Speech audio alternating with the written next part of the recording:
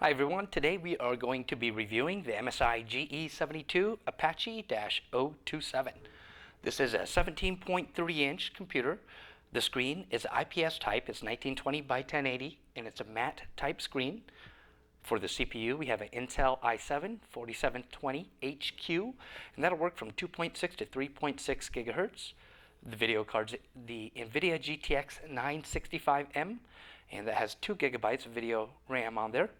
System RAM, we have 16 gigabytes of 1600 megahertz. That is the most this system will support. For the hard drive, there is a 1 terabyte 7200 RPM installed, and there are 3 open M.2 SSD slots, so you can definitely add a lot more to it if you want the faster speeds. For the optical drive, it comes with a DVD CD read writer that can also be upgraded, so if you want Blu-ray capabilities, reading and writing, we can put one of those in there for you. The wireless card's a Bigfoot N1525. Windows 8.1's pre-installed. Comes with a 2-year US warranty, 1-year global. There's also 1-year accidental damage protection for the US. That does have to be registered within 30 days of the ship date, so make sure you do that. For dimensions, we're looking at 16.49 inches across, 11.02 deep, and then 1.15 inches thick. Including the battery, it weighs in at 5.95 pounds. We did want to take a quick look at the logo on the back here. You're going to see the MSI G Series Gaming Dragon there. That does light up. You can kind of see it there. I'll just turn off the light so you can fully see it light up.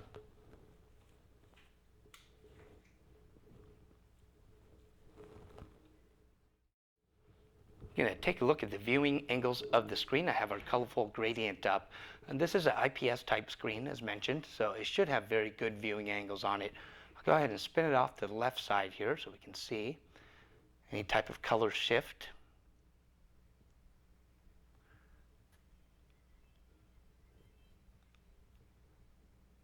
And we'll spin it off to the right hand side.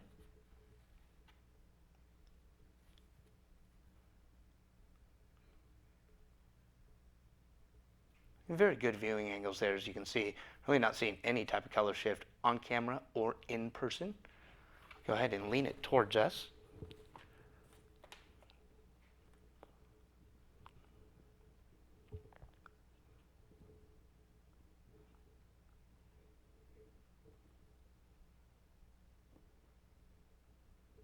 And I'll go ahead and lean it back.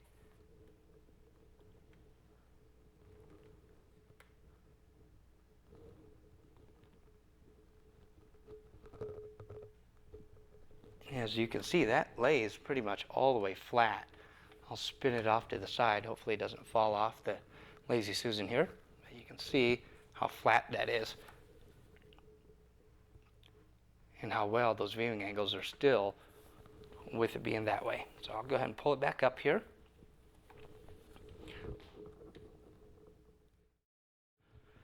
Going to have a look at the keyboard here. You can see it is zoned multicolor. It is a designed by SteelSeries, as you can see there on the bottom left. It is a full-size keyboard, including the number pad. Since this is a 17.3-inch screen, that's pretty expected out of there. 17.3, 15.6 will typically always come with the 10 key off to the side there. For flex, I'm just going to push down lightly on it, kind of as I was just typing on there. Really no flex on it. But if I go down, even really trying to press it down, really no flex on that. A little bit there right in the middle, off to the side. But with typing, you shouldn't really have any type of flex issues on it. We have our touchpad here, right in the middle. Left click, right click. You can see they are separate with a little separation in the middle of them as well. But it's nice and smooth. It's a little textured, feels a little bit different than the palm rest off to the side of it. And then for the color itself, it is going to be pre-installed. You can use the built-in keyboard light manager. You can see it here. I have it pulled up. And you can pick different zones. Pick what color you want on there, different shades, and it instantly changes for you there.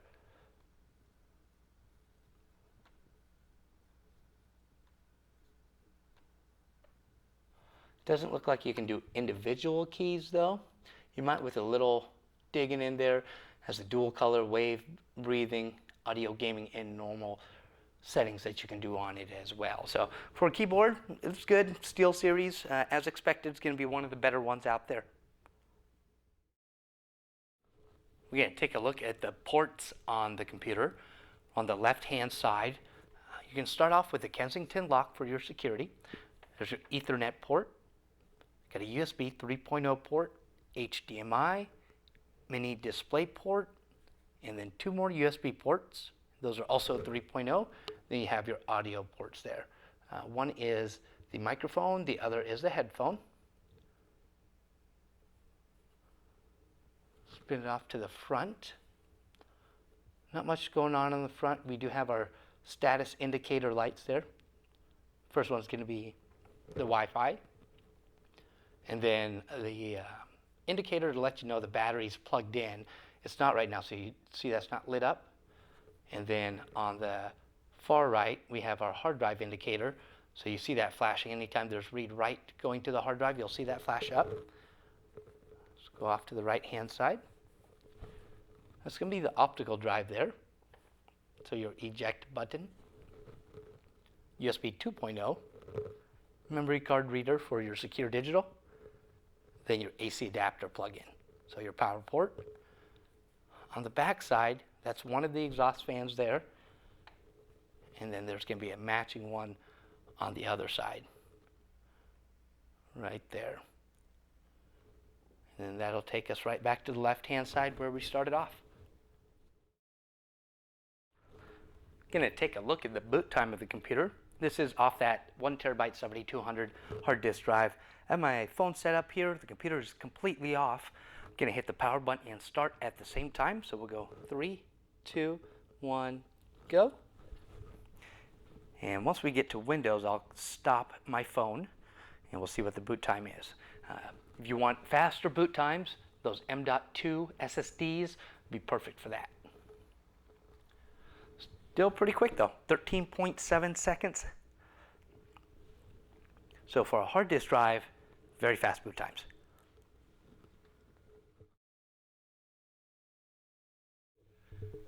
I'm gonna go ahead and run some benchmarks. We're gonna start off with 3D Mark Firestrike.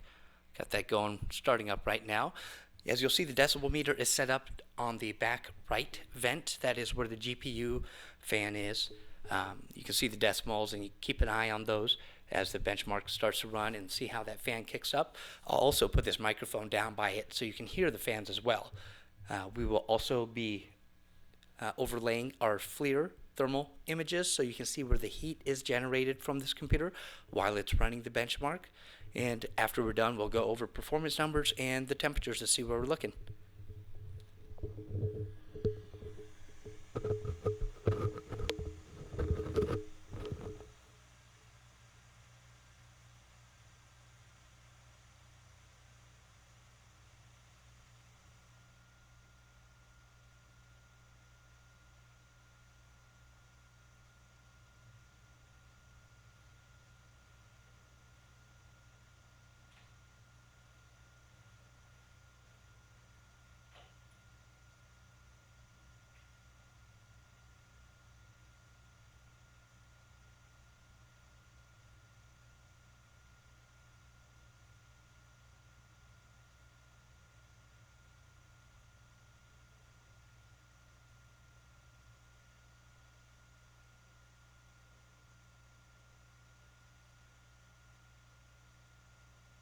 We got Firestrike finished up, so you can see the scores in front of us here.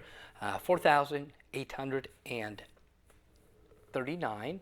Looking at a graphics score of 5,450. Again, this is the GTX 965M.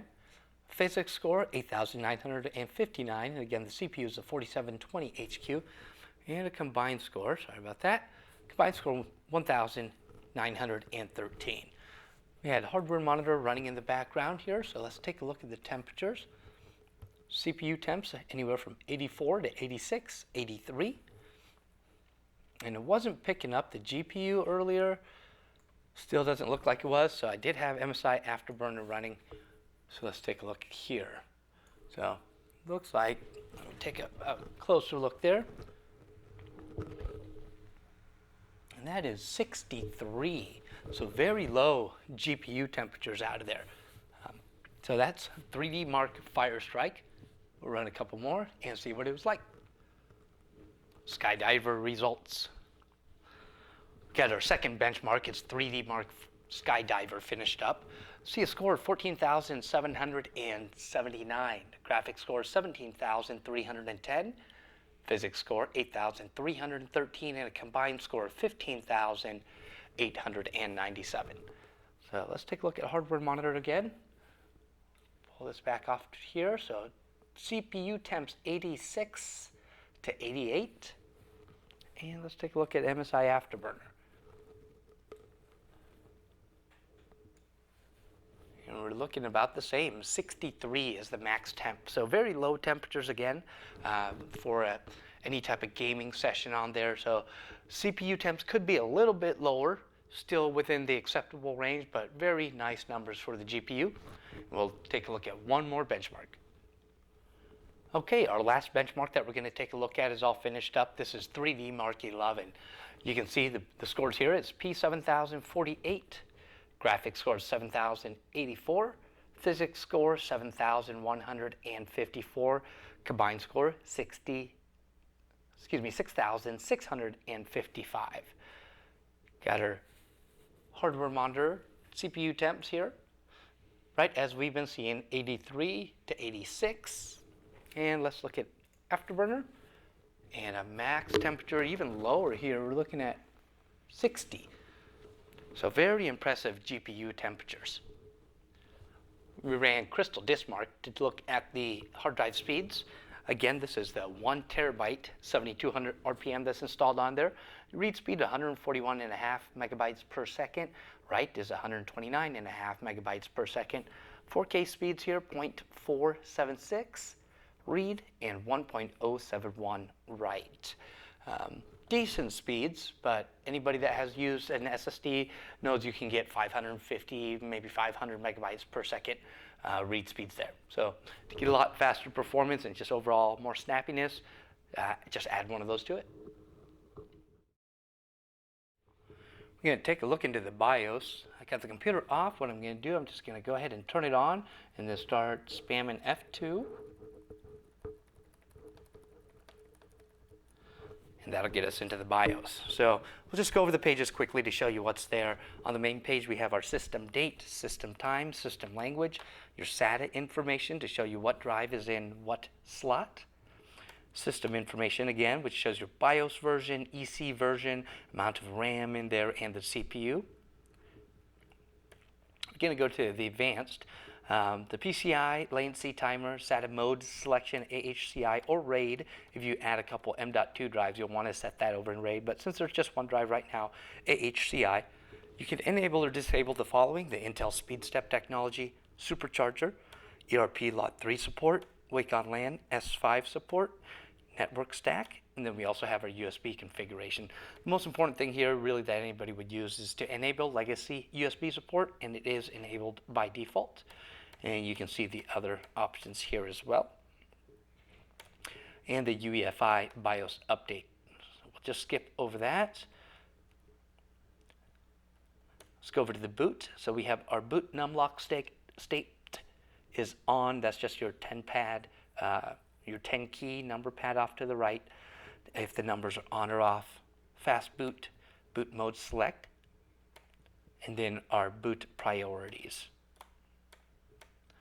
UEFI hard disk drive BBS priorities. The security where you can set an administrator password. And then save and exit. So just a standard BIOS, not a whole lot that you can tweak in there. That's kind of expected out of a notebook. So we'll go ahead and discard the changes and exit and confirm. And once you do that, it'll just reboot into Windows. All right, let's take a look at the internals of the computer. I have the exhaust vents pointing towards the back. There's going to be a few screws around the perimeter. 1, 2, 3, 4, 5, 6, 7, 8, 9, 10, 11, 12. Well, we'll just say about 15. I've gone ahead and unscrewed those. And then you'll want to just kind of find a good spot to get the bottom separated.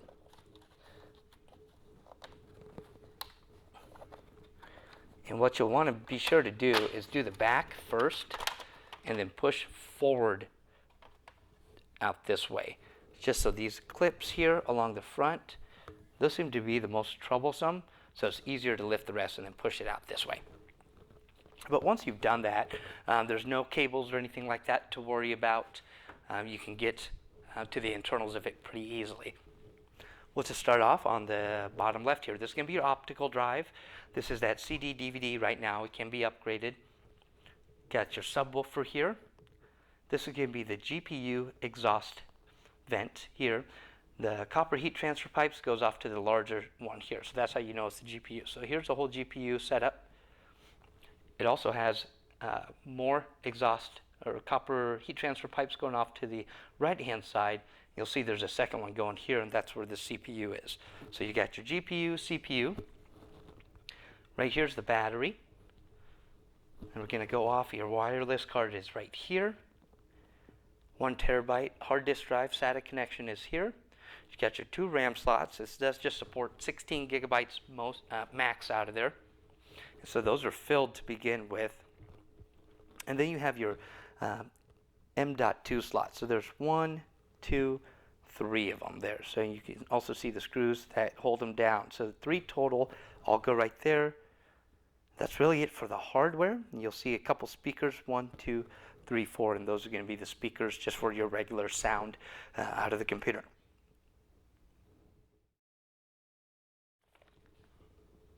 Well, that's going to finish up our look at the MSI GE72 Apache-027. Hope you got some good information out of it. If you still have questions, feel free to contact us. Our phone number is 1-877-289-9684. You can email sales@exoticpc.com or reach us on our live chat. And we are available there from 9 to 5:30 Central Time, Monday through Friday. If you have any questions, leave them underneath. And subscribe and like if you want to keep up to date with our upcoming video reviews. And of course, any concerns or comments or anything that you'd like to see, feel free to leave them in the comments below. Thanks.